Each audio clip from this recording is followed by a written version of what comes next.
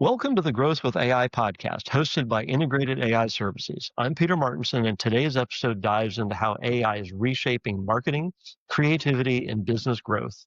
Our guest is Ben Herbert, founder of Land, a digital marketing agency blending data, strategy, and design to help brands scale with intelligence. Ben's team is at the forefront of using AI to streamline workflows, enhance creative output, and uncover new insights that drive measurable results. We'll explore how AI is changing the way agencies deliver value, how teams can stay creative while embracing automation, and what the future of digital marketing looks like when AI becomes a true strategic partner. Ben, it's great to have you here. Peter, thanks for the kind words. I appreciate it, man. Yeah. So tell me your story. Like, how did you start doing marketing and get where you are now? Yeah, so I'll try not to make it long-winded.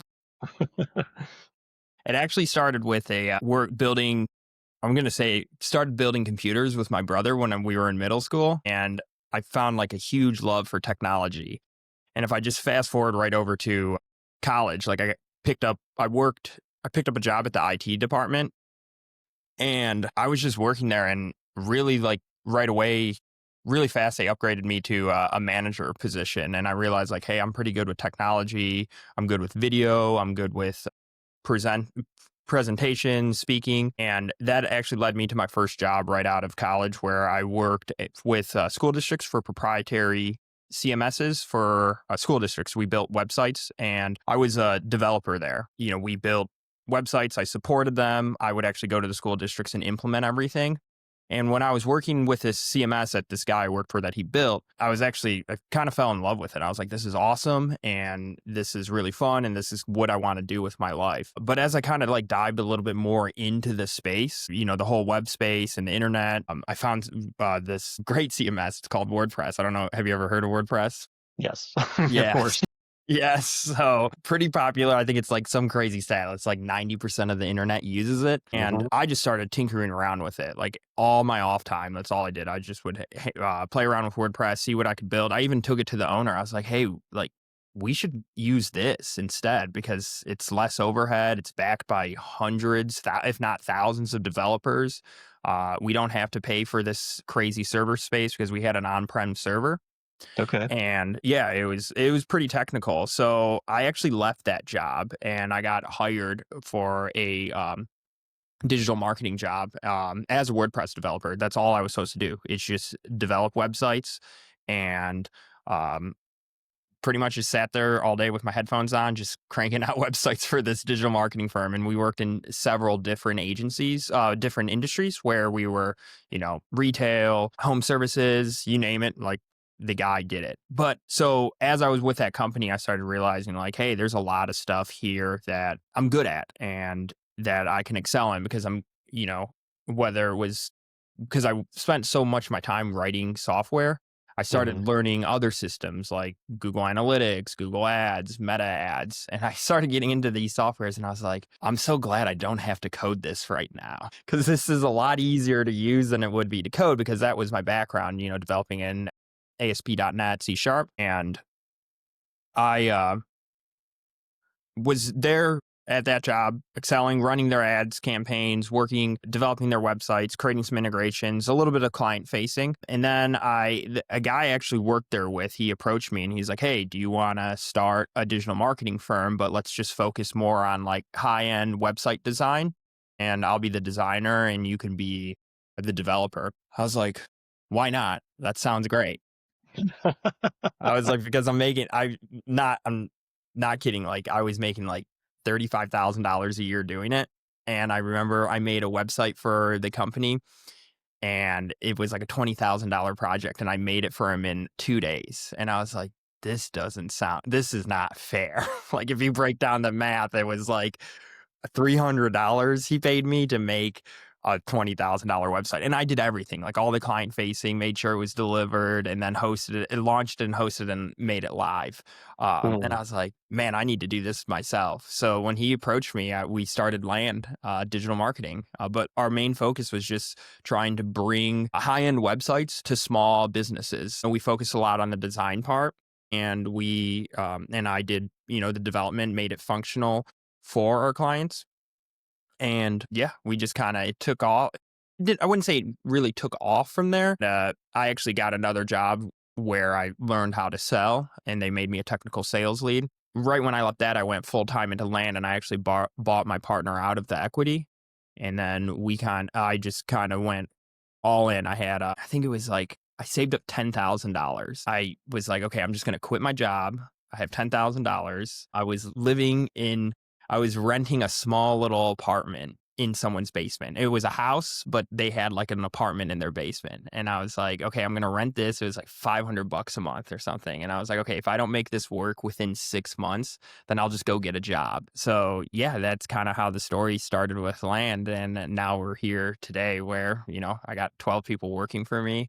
I think we have 72 clients, and we're growing every single day. Well, I'm gonna guess you were pretty young to take risks like that and quit your job with only $10,000.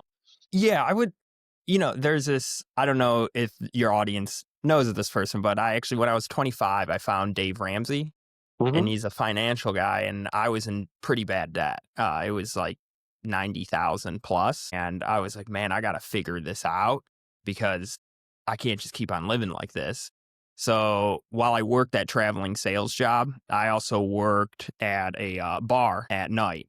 So I was doing double time, and I paid off the full debt within 2 years. And then I saved up the $10,000 and then quit my job, and was like, so I was calculated with the risk. I wasn't going to go into it with like a bunch of payments, student loan payments and everything like that. But still, it's that saying, like, everyone thinks you're crazy when you're doing it. And then when it's working, everyone thinks you're a genius. I'm far Yeah. from a genius, but people are like, man, I'm glad you took the leap and you started doing this.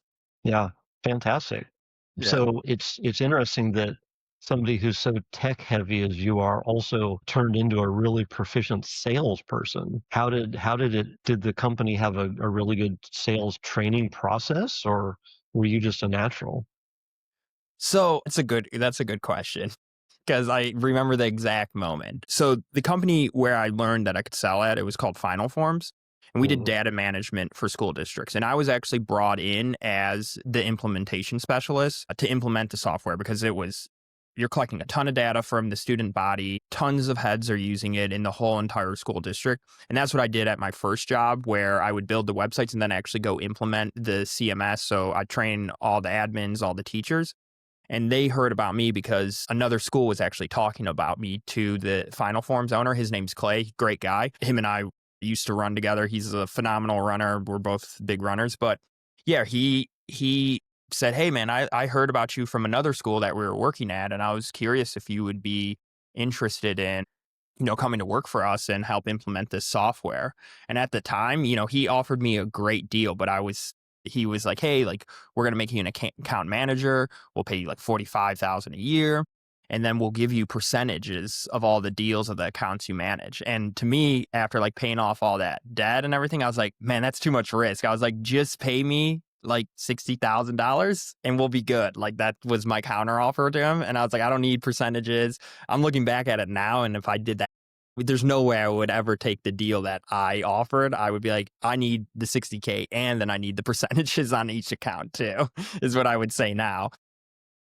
But yeah, I implemented the software, and they took me down to a trade show. It was in Tennessee, Nashville, and it was the National Athletic Directors Conference, because we got through the door through athletic directors. So we would go to that one, and that one was once a year, and they took their whole team down there. I was standing at the booth at the conference, and there's just hundreds of people walking around. And obviously he just told me like, hey, you're just here to, hang out. And, if that's about it, pretty much. Like, we just team camaraderie, like, bring everyone down. But I'm like standing there in the booth, and I'm like bored. I'm like, I'm not just going to sit here and not do anything. So I just started working the floor. I just started going up to athletic directors, getting them to come to our booth, showing them our software, like just demoing it, pretty much what I do when I'm implementing it. And then at the end of the day, the head sales guy, Dave Baker, he's great. I traveled with him. He pretty much taught me everything I knew with sales. He's very old school when it comes to sales, but it works. I mean, he would tell me stories about, like, I would drive. I didn't have GPS before, so I would drive to the location the night before, wherever I was going to sell, to map it out to make sure I wouldn't make any mistakes. But he looked at me and he just is like, "Hey man, you're good at this.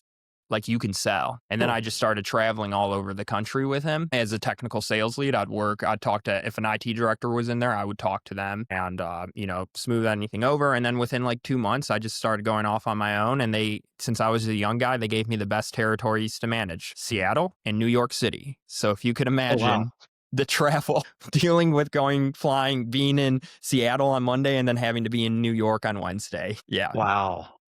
But Man, I was a that's a lot, hustler. but well, good Yeah. for you. That's Yeah. pretty cool. So, but to get back to your agency and the AI discussion, so you lead Lands, it's a digital marketing agency. So, what AI tools and platforms have you integrated most effectively into your service offering, and what changes did that bring? So our main focus, like how we look at AI, we look at it obviously as a tool. It's a faster way to search the internet. We love it. But how we approach it is we're trying to bring AI to smaller businesses. So we leverage that to bring like automations, processes, connecting into systems with our clients using AI. And we're able to get, what it does is it able to get us at a cheaper price point. Because before, we used to have code stuff, these APIs, and it would take a lot of time. Mm. And a lot of I would run the margins and everything, and sometimes it just wasn't worth our time to do it if it wasn't built at this price point. And we like to work with small to medium sized businesses. I love working with small businesses, but we realized like when AI started getting more traction, I was like, hey, we can speed up a lot of this process, like creating automations, bringing in leads, calculating their ROAS with our attribution model and showing that their marketing's working. So we're able to like package up an affordable, like fully automated system and workflows and processes for our companies, for our smaller businesses that may not have, they're not ready for a bigger budget to create Hmm. these workflows and these automations. And that's what really AI has helped us with. And obviously internally it has helped with a lot of, ideas, writing. We don't use, unless we specifically tell our clients that we're using AI to write it to get the price lower for their project. But really, it just has helped us, like, solve problems a lot faster, which makes us being able to bring more complex solutions to a more small to mid market at an affordable range without, I guess, bankrupting a company. So, Cool. Okay. So it allows you to bring the price point down and help bring in smaller clients. Nice. y- Okay. yeah, yeah, yeah. So when you evaluate AI for like a use case for a client, what criteria or business metrics do you look at to determine if it's worth implementing? So usually, I always say we're lead generation. We're a lead generation company, but at the end of the day, like as we start, we're really good at generating leads. But after we start generating them leads, it starts getting down into more consulting. To be honest, is what it comes down to. Mm. But normally, I go in with some qualifying questions before we start implementing stuff, because we've run into issues where before, like when I first started implementing, I would just implement everything, but they didn't have a team or the proper training to, use a CRM or have someone intake the lead and then do this step and do this step because they were busy doing something else. So normally I just usually start off with, if I'm working with a small business, I just ask them like, hey, how are you if a lead comes in now, how are you guys managing that? Are you a Google Sheet Empire? Do you have a CRM? Are you just is everyone just working off their email inbox? Hmm. And based on those questions, usually based on how they answer it, I will then approach this solution a little different. If they're like, we just use email inbox. Okay, I'm just going to create a simple connector to a Google Sheet, have the lead pop up, and they're like, oh, most small businesses love it. They're like, this is great. And if they don't want to grow, they usually just stay there. And then they're using a CRM and it's getting more complex, then we start using depending on the CRM, but then we start using AI to write more automated workflows for our clients to cut down on repeatable tasks. So we'll ask them like, hey, like, show me what you do. What does this process look like? And then we'll make workflows to, update fields in the CRM that they're used to updating all the time. And we can create some conditional logic to make sure if this field is updated here, update this field here using, AI, Zapier. And sometimes we have to hard code things too as well. Okay. What's your favorite CRM? Just out of curiosity. So this is a big debate in the office because I go back and forth, but I will have to say Pipedrive is my favorite CRM, with HubSpot Pipedrive. being a close second. Gotcha. Okay. Yes. So in your agency operations, how has AI changed your internal workflows? Like, do you use it for creative stuff or just for analytics? Or, and then what sort of before versus after shift really stands out as a huge change from bringing that in? So internally, what has really helped us out is processes and workflows. So just working through AI is just really good with tech. So when I'm trying to think through a process, or my team is trying to think of through a process, they come to me and they're like, hey, this is really inefficient, or this could be better. Hmm.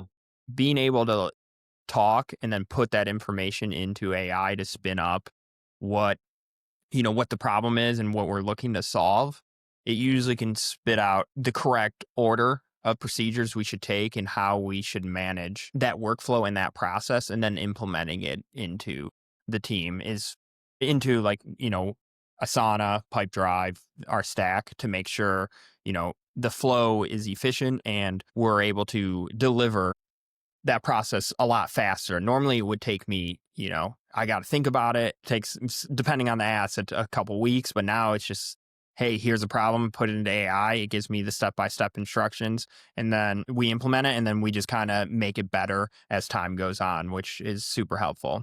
So are you finding that it's like the initial solution from the AI is like 80% good, and then you've got to just tweak that last little 20%? Exactly. Yeah. Yeah. Yeah. And just explaining it, giving it as much information as possible. I will say the other thing that I'm noticing with my team is a lot less.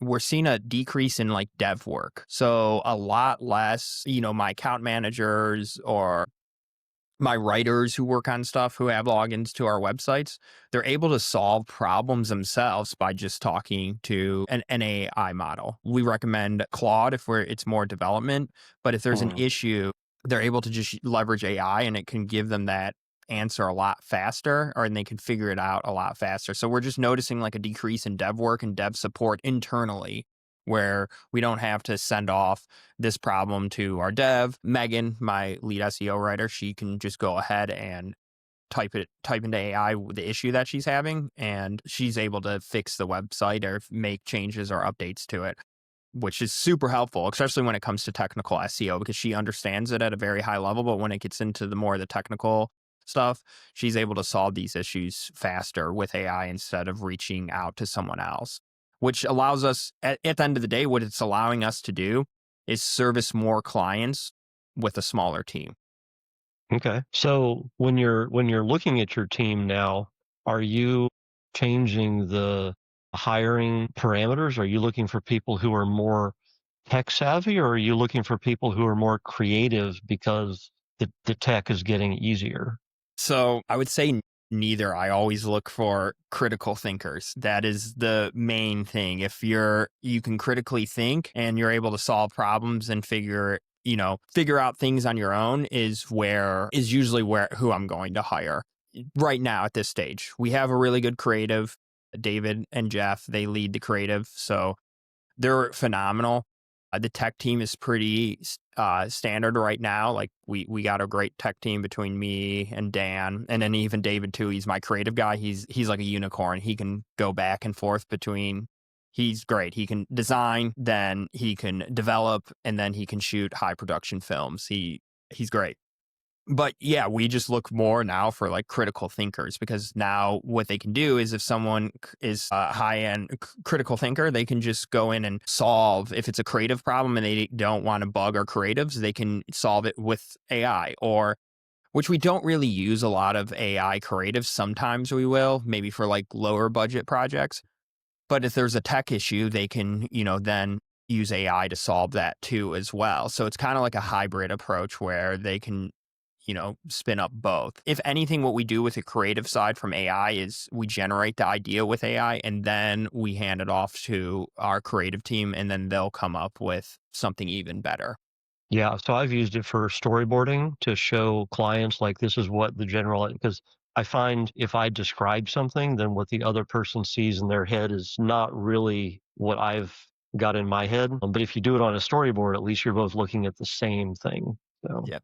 Yep. yeah, cool. So looking ahead for the next year, year and a half, what emerging capabilities or trends are you positioning Land to capitalize on? So it's back to what I was saying earlier. We're actually making a bigger push at smaller businesses because with AI now, we're able to give smaller businesses who might not have a great digital marketing presence, a great website, updated, Google My Business page, a platform to generate maybe not a ton of leads, but leads here and there that they normally wouldn't receive if they didn't use our services. That's kind of what we're doing because it's AI's making it faster and more efficient and easier to scale and able to set up, proper procedures too as well to launch, very affordable services that are more should be higher end. But we're able to solve those problems with AI to speed stuff up. Whether we're not really creating websites in AI, but we're able to produce content a lot faster. But Hmm. we're straightforward with our clients. We say, hey, like this is a hybrid approach of AI and human written, but the AI writes it, and then we have our QA team, our proofreaders, go through and kind of humanize it more. But we're able to like cut down that process to a day, which is insane. So if someone wants a 10-page website, we can launch that close to in a day if we have all the credentials. Wow, that's fantastic. Yeah. All right. Cool. Well, so, just to start wrapping things up, what do you want people who might hire you to know about you and your firm? I would just say the main thing is we're a digital marketing agency that puts ourselves on blast. When you work with us, you have access to all the data and you can see, and we have this proprietary dashboard that we made where you're able to just see like, hey, if I'm running ads, we can attribute how much money you're making based on each ad we're running for you. So we're able to calculate your exact you work with us. That's the main thing is what I always like to say. And the last thing is, we work with our smallest client does, I think, 200,000 a year in revenue, and our largest client does 500 million a year in revenue. So we Hmm. work with we like to target small, medium, and large size businesses. We have three packages. It's a small business partner, a local marketing partner, and a strategic marketing partner. And Okay. we try to bring our skill set. We try to service every type of business to help them out in this crazy digital space, especially now with it ever evolving with AI. Yeah. Yeah. It's we're back to the Wild West. We really are. One thing I would like to say is we are scaling our PR team too, and that has been showing tremendous results in AI, AEO answer results, Mhm. answer engine optimization. But yeah, our PR has been, we've been seeing a lot of our websites ranking very well in ChatGPT, Claude, or Grok. Cool. Wow, I wish we'd gotten into that earlier. Awesome. Well, Ben, it's been a pleasure having you on the show, and we'll see you around the internet. Yeah. Thank you, Pete. Appreciate it, man. Have a good one. You too.